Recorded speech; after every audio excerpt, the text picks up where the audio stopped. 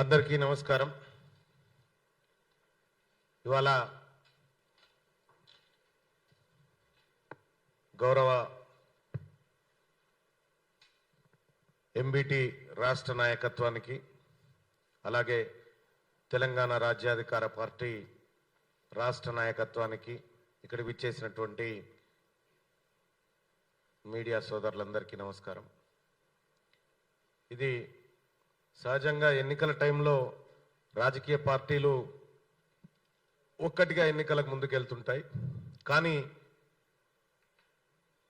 ఈ రాష్ట్ర చరిత్రలోనే మొట్టమొదటిసారిగా ప్రజా సమస్యలపైన ఉమ్మడిగా పోరాటం చేయడానికి ముందుకొచ్చినటువంటి పార్టీలు తెలంగాణ రాజ్యాధికార పార్టీ అండ్ ఎంబీటీ పార్టీ మాత్రమే. ఇటీవల జరుగుతున్నటువంటి పరిణామాల విషయంలో కానీ ప్రజలకు ఎదురవుతున్నటువంటి సమస్యల విషయంలో కానీ పూర్తి స్థాయిలో కలిసి పోరాటం చేసి ఈ హైదరాబాద్ని అలాగే 101,33,00,000 మంది జనాభా ఉన్నటువంటి ఈ తెలంగాణ గుండెకాయని ప్రజా సమస్యల రహిత ప్రాంతంగా మార్చడం కోసం మేము ఇవాళ ముందుకు రావాలని నిర్ణయం తీసుకోవడం జరిగింది. అందులో భాగంగా ఇవాళ ఎంబీటీ నాయకులు గతంలోనే మేము సుదీర్ఘంగా చర్చించుకున్న తర్వాత అంజదుల్లా ఖాన్ గారు మేము చాలా సీరియస్గా చర్చించుకొని ఈ ప్రజల కోసం ఏం చేద్దామనేటువంటి ఒక అవగాహనకు వచ్చిన తర్వాత మొట్టమొదటిసారిగా మేము ఇరువురం కలిసి ఈ నెల 26 తారీఖు రోజు ఇందిరా పార్క్ దగ్గర రైట్ టు ఎడ్యుకేషన్ యాక్ట్ కోసం తొలి పోరాటాన్ని ప్రారంభించబోతా ఉన్నాం. ఈ పోరాటంలో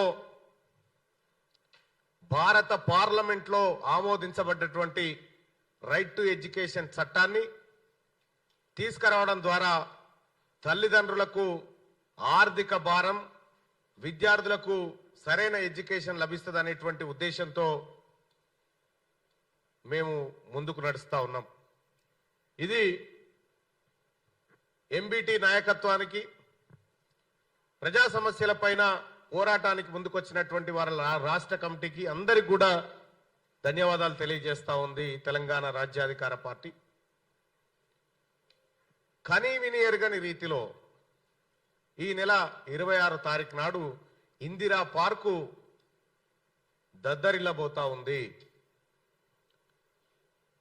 సో ఈ అంశంలోనే ఉమ్మడిగా మీడియా సమావేశం ఏర్పాటు చేసి ప్రజలకు పిలుపునివ్వాలి మన ఇద్దరి తరఫున మన రెండు పార్టీల తరఫున అనేటువంటి ఉద్దేశంతో ఈ కార్యక్రమాన్ని నిర్వహించడం జరిగింది. అలాగే భవిష్యత్తులో కూడా ఎంబీటీ మేము తెలంగాణ రాజ్యాధికార పార్టీ కలిసి ప్రజా సమస్యలను మా సమస్యలుగా భుజానెత్తుకొని పోరాటం చేయడానికి ఉమ్మడిగా నిర్ణయం తీసుకోవడం జరిగింది. అందులో భాగంగా మేమందరం కూడా ఇవాళ సోమాజిగూడ ప్రెస్ క్లబ్ కాడికి రావడం జరిగింది. మాకు తెలుసు తెలంగాణ రాష్ట్రంలో ముస్లింల పరిస్థితి ఎట్లా ఉందో మాకు తెలుసు. 1956 से अभी 2026 तक एक मुस्लिम महिला भी, औरत भी असेंबली तक नहीं गया. స్వాతంత్రం వచ్చినప్పటి నుంచి ఇప్పటి వరకు తెలంగాణ అసెంబ్లీలో లేదా ఉమ్మడి ఆంధ్రప్రదేశ్ అసెంబ్లీలో ఒక్క ముస్లిం మహిళ కూడా అసెంబ్లీలో లేదు. ఇలా తెలంగాణ జనాభాలో మా వర్గంలో, మా బీసీ వర్గంలో 10% పైగా ఉన్నటువంటి ముస్లిం బిడ్డలకు, అందులో 5% ఉన్నటువంటి ముస్లిం బిడ్డలకు రిప్రజెంటేషన్ లేదు అక్కడ. ఇట్లా అనేకమైనటువంటి సమస్యలు మా పోరాటంతో ముడిపడి ఉన్నాయి. అలాగే మనందరికీ తెలుసు మన్మోహన్ సింగ్ గవర్నమెంట్ 2005 సచార్ కమిటీని వేసింది. సచార్ కమిటీ నివేదిక ఏం చెప్తుంది? ఈ తెలంగాణ రాష్ట్రంలో, ఈ దేశంలో దళితుల కంటే ఎక్కువగా వెనుకబడి ఉన్నది ముస్లింలు అని చెప్పి సచార్ కమిటీ నివేదిక చెప్పింది. కాబట్టి ఎక్కడైతే పేదరికం ఉందో, ఎక్కడైతే అణచివేత ఉందో ఆ సెక్షన్ల మీద వర్క్ చేయాలనేటువంటి ఉమ్మడి నిర్ణయంతో ఇవాళ రావడం జరిగింది. ఇవాళ మేము ఏదో పార్టీలను విమర్శించడానికో ఇంకో దానికో కాదు. మా టార్గెట్ ప్రజల్ని అప్లిఫ్ట్ చేయడమే, ప్రజల్ని పైకి తీసుకురావడమే.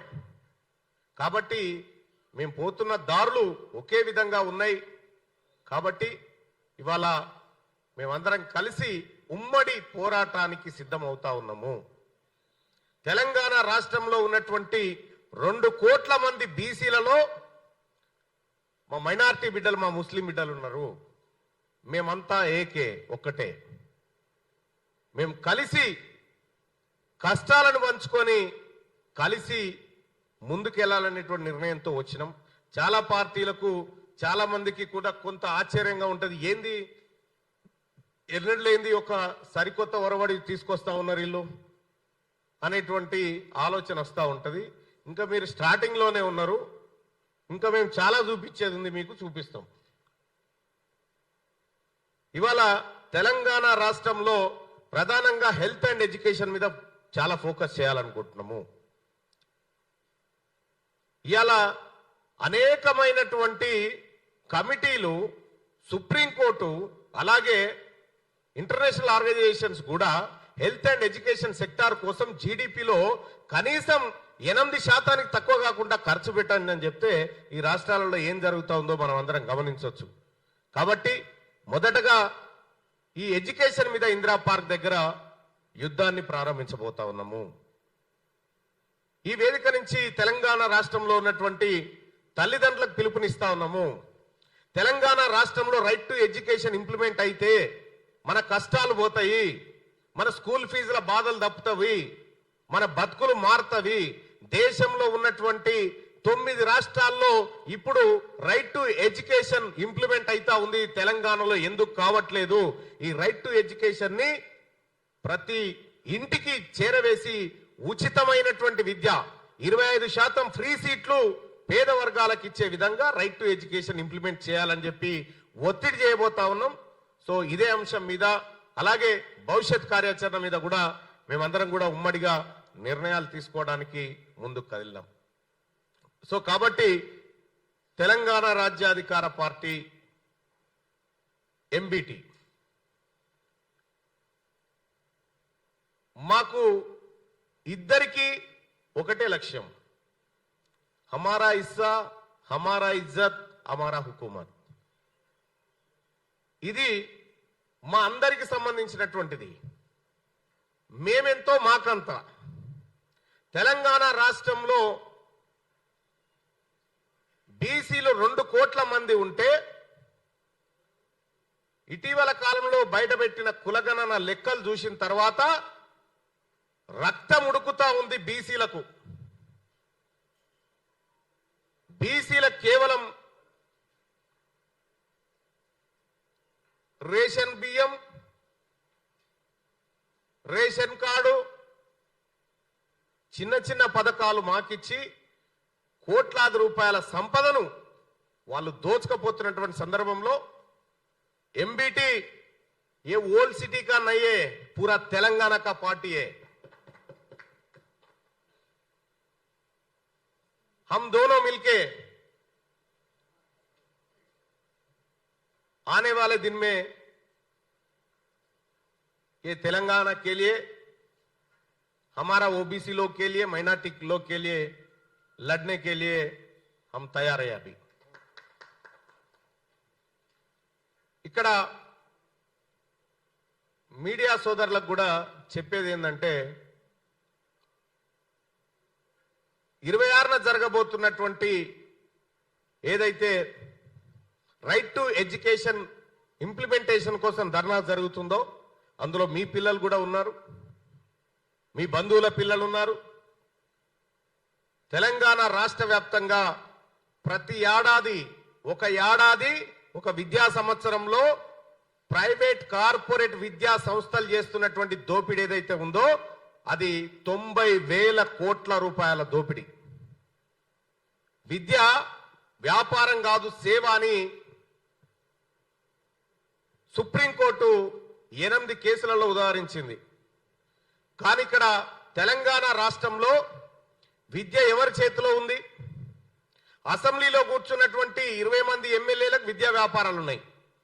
మండల్లో కూర్చున్నటువంటి ఎమ్మెల్సీలకు విద్యా వ్యాపారాలు ఉన్నాయి. ఎంపీలకు విద్యా వ్యాపారాలు ఉన్నాయి.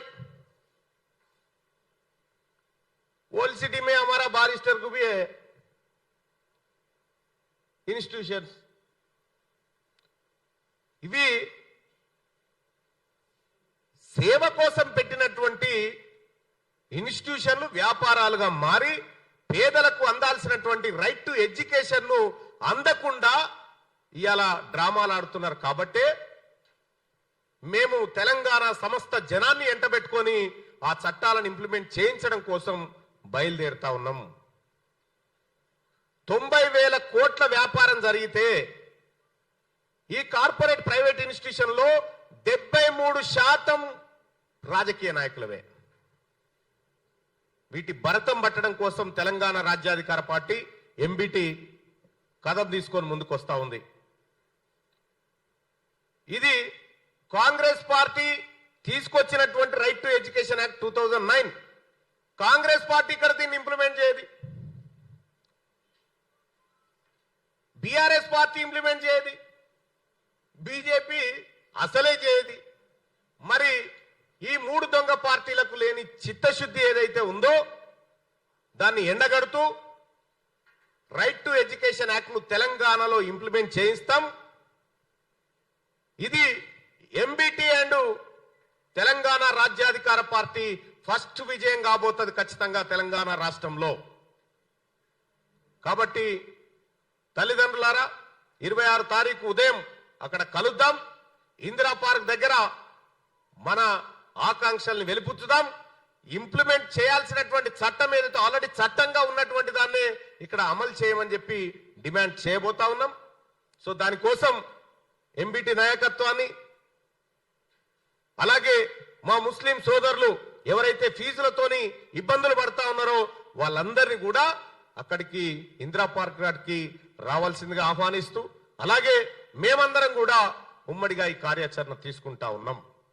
దయచేసి తెలంగాణ రాష్ట్రంలో ఇది రాజకీయ పరమైనటువంటి అంశంగా చూడకుండా ఇదొక మేమంతా కలిసి ప్రజల కోసం చేస్తున్న యుద్ధంగా దీన్ని చూడాల్సిందిగా మీడియా సోదరులకు తెలియజేసుకుంటూ పెద్దలు ఎంబీటీ పార్టీ తెలంగాణ రాష్ట్రంలో ఇవాళ ప్రజల తరఫున పోరాటంలో దిగినటువంటి ఎంబీటీ పార్టీ ముఖ్య నాయకులు అమ్జదుల్లా ఖాన్ గారు ఈ రైట్ టు ఎడ్యుకేషన్ ఈ ఫీజులు వీటన్నిటిపైన ఉమ్మడి కార్యాచరణ పైన మాట్లాడతారు. Thank you. ఇలాంటి మరిన్ని వీడియోల కోసం మా యూట్యూబ్ ఛానల్ ను లైక్ చేసి సబ్స్క్రైబ్ చేసుకోండి.